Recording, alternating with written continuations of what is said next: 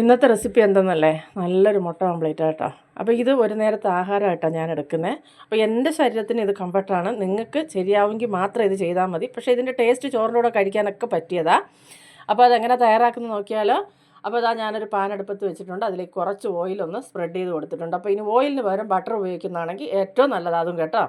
അപ്പോൾ അതിന് ശേഷം നമുക്ക് ഒരു ചെറിയ അല്ലി വെളുത്തുള്ളി ഞാനിവിടെ കുനുകുനാന്ന് അരിഞ്ഞ് വെച്ചിട്ടുണ്ട്. ഒരല്പം മാത്രം ഇഞ്ചി, ഒരുപാടൊന്നും ആയിപ്പോരുത്, അപ്പോൾ അതിന് കുത്തലുണ്ടാവും. ഇനി ഇത് നമുക്ക് നല്ലപോലെ ഒന്ന് വഴറ്റിയെടുക്കാം. ഒരുപാട് ഓയിലൊന്നും വേണ്ടതില്ല. അപ്പോൾ ഇതുപോലെ നല്ലപോലെ ഒന്ന് വഴറ്റിയെടുക്കുക.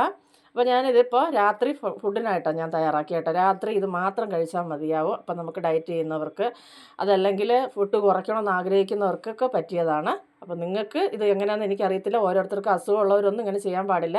എൻ്റെ ശരീരത്തിനോ അല്ലെങ്കിൽ എനിക്കിത് കംഫർട്ട് ആയതുകൊണ്ട് ഞാൻ പറഞ്ഞെന്നുള്ളതേ ഉള്ളൂ കേട്ടോ.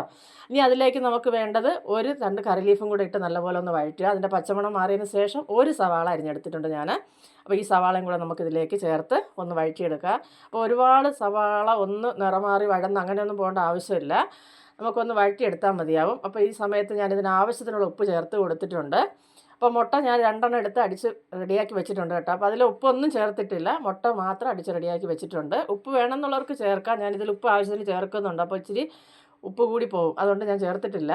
ഇനി വേണ്ടത് ഇത് സവാള ഇതുപോലെ ഒന്ന് വാടി വരുമ്പോൾ 1/2 ടീസ്പൂൺ മുളക് പൊടി, കുറച്ച് മഞ്ഞൾപ്പൊടി, അതുപോലെ തന്നെ ഗരം മസാലപ്പൊടി. ഇനി വേണ്ടത് 1/2 ടീസ്പൂൺ തന്നെ ഞാൻ കുരുമുളക് എടുത്തിട്ടുണ്ട്. എരിവ് നിങ്ങൾക്ക് വേണ്ടാന്നുള്ളവർക്ക് കുറയ്ക്കാം കേട്ടോ. ഇനി ഇത് നല്ലപോലെ ഒന്ന് വഴറ്റിയെടുക്കുക. അപ്പോൾ ഈ പൊടിയുടെ എല്ലാം പച്ചമണം ഒന്ന് മാറിക്കിട്ടണം. നല്ലപോലെ ഒന്ന് വഴറ്റിയെടുക്കുക. തീ കുറച്ച് വെച്ച് ചെയ്യുക. കരിഞ്ഞു പോയാൽ ഇതിൻ്റെ എല്ലാം ടേസ്റ്റ് മാറിപ്പോകും.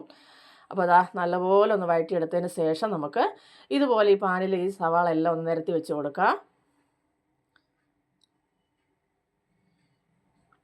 ഇതുപോലെ ഒന്ന് നിരത്തി വെച്ച് കൊടുക്കാവുന്നതാണ്.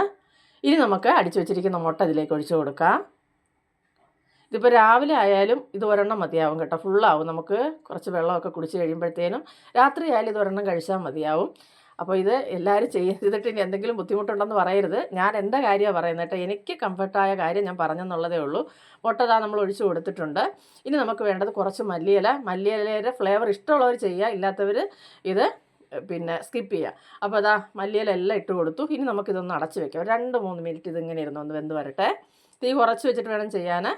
അപ്പോൾ അത് കഴിയുമ്പോഴത്തേനും നമുക്കിതൊന്ന് മറിച്ചിടാം.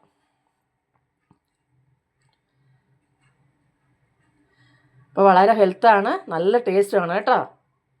അപ്പോൾ മറിച്ചിട്ടിട്ടുണ്ട്. ഇനി നമുക്കൊന്ന് അടച്ച് വയ്ക്കാം. അതുപോലെ ഒരു 2 മിനിറ്റ് ഒന്ന് അടച്ചു വെച്ചതിന് ശേഷം നമുക്കിത് എടുത്ത് സെർവ് ചെയ്യാവുന്നതാണ്. അപ്പോൾ ചോറിൻ്റെ കൂടെ കഴിക്കാനും നല്ലതാണ്. ഞാനിത് അങ്ങനെയല്ല കഴിക്കുന്നത്, ഒരു നേരത്തെ ഫുഡായിട്ട് കേട്ടോ.